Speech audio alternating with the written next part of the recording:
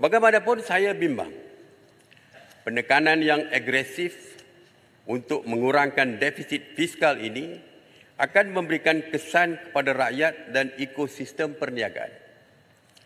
Kerajaan harus memastikan setiap keputusan yang dibuat mesti mendorong kepada kecekapan ekonomi, mesra peniaga dan mesra rakyat.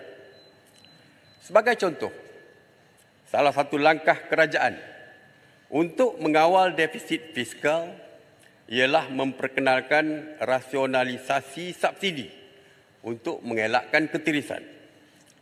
Ini sekaligus membantu kerajaan untuk mengurangkan beban penuntukan yang terlalu besar untuk subsidi sehingga mencecah 80 bilion ringgit setahun. Perancangan subsidi bersasar ini bukan perkara baru. Ia telah dirancang sejak pentadbiran Perdana Menteri ke-6 Datuk Seri Najib Tun Abdul Razak.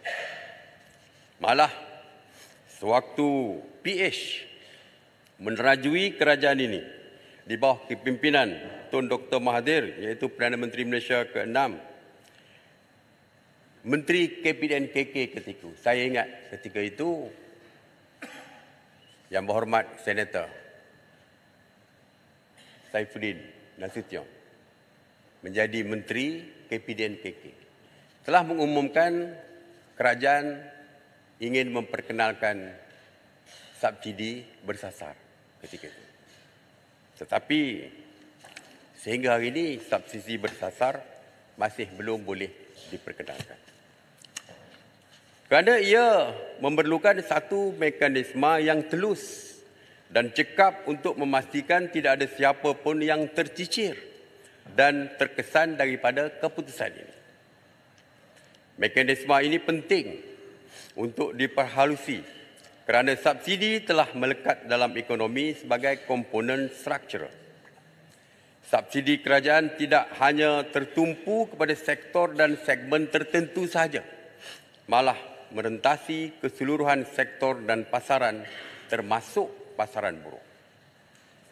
Justru saya ingin bertanya, apakah mekanisme yang akan digunakan oleh kerajaan untuk melaksanakan subsidi bersasar pada tahun hadapan kerana ia tidak disentuh secara detail dalam pembentangan Belanjawan 2024. Saya difahamkan kerajaan telah membangunkan sistem pengkalan data utama ataupun PADU yang akan digunakan pada Januari tahun hadapan.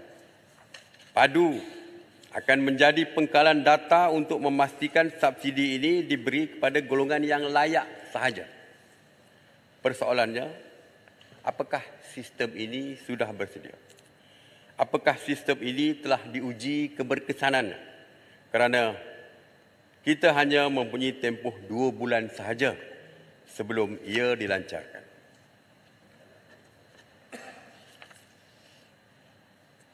Persoalan seterusnya, siapakah yang dianggap layak untuk diberikan subsidi bersasar ini?